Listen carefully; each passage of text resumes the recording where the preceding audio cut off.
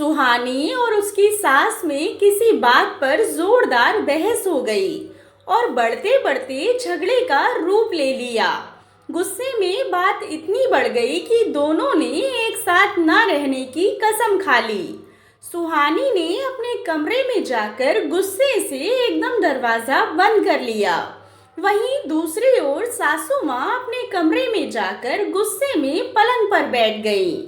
थोड़ी देर बाद सासू माँ के कमरे के दरवाजे पर खटखट की आवाज हुई। वह ऊंची आवाज में बोली, कौन है? दूसरी ओर से आवाज आई कि माँ मैं हूँ। सासू माँ गुस्से से सुहानी को देखते हुए बोली कि अभी तो अलग रहने की कस्में खाई हैं, अब क्या करने आई हो? सुहानी ने कहा, सॉरी माँ, मुझे गुस्से में कुछ भी मालूम नहीं चला और आपको बिना ध्यान रखे कुछ भी बोल दिया। परंतु बाद में विदाई के समय मेरी माँ की कही हुई एक बात याद आ गई कि जब कभी भी किसी से कहासुनी हो जाए तो गुस्से में कोई भी कदम उठाने से पहले उसकी अच्छाइयों को याद कर लेना, और मैंने भी वही किया। आपके द्वारा दिए गए प्यार व आपकी अच्छाइयों को याद करते ही आपकी झगड़े वाली सारी बातें भूल गई। माँ, आपने मुझ में व ननद राशि में कभी फर्क नहीं समझा। मुझे याद है कि जब मैं एक बार बहुत बुखार से तप रही थी तो आपने मेरा कितना ख्याल रखा। पूरी तरह से ठीक नहीं होने तक आपने मुझे पलंग से नीचे उतरने तक नहीं दिया। मेरे सिर पर रात भर ठंडे पानी की पट्टी की। मैं ये सब कैसे भूल सकती हूँ जो आपने मेरे लिए किया? आपने पर्याप्त स्वतंत्रता दी। मदर इन लॉ होकर भी आपने अपने लॉ मुझ पर थोपने की कभी भी कोशिश नहीं की। और माँ, आप में सबसे बड़ी खासियत यह है कि आपने काम से ज्यादा मेरी भावनाओं का आदर किया। इतनी अच्छी सास से भला मैं कैसे अलग हो सकती हूँ? आपकी अच्छी बातें याद आते ही मेरा दिल भर आया। मैं ज्यादा देर तक आपसे कैसे गुस्सा रह सकती हूँ?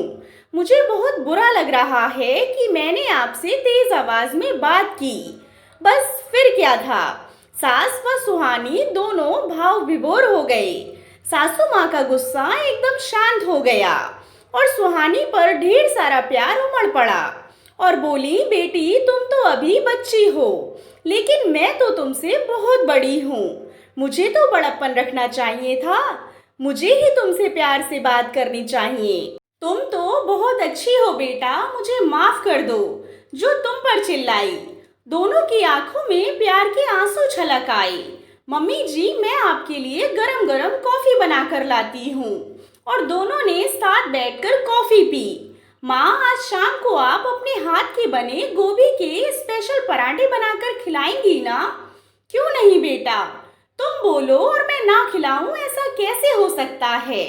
गुस्सा आने पर यदि इंसान 2 मिनट के लिए भी शांत हो जाता है तो बड़ा अनर्थ होते होते रुक जाता है, वरना जलती लकड़ी पर पानी की बजाय घी डालने पर जो स्थिति होती है वही स्थिति इंसान की होती है, यानी कि अग्नि बुझने की बजाय और तेज हो जाएगी।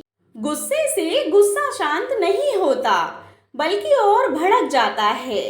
गुस्से को काबू में रखते हुए संयम व बड़ा दिल रखें। दोस्तों, जीवन में किसी का दिल गुस्से से नहीं बल्कि प्यार, अपनापन व स्नेह से जीता जा सकता है, चाहे बड़ा हो या छोटा। कोई भी उम्र का समझदार इंसान बड़ी से बड़ी बिगड़ती स्थिति को भी बिना गुस्से के प्रेम के 2 शब्द बोलकर भी संभालने की ताकत रखते हैं। आशा करती हूँ आपको कहानी पसंद आई होगी।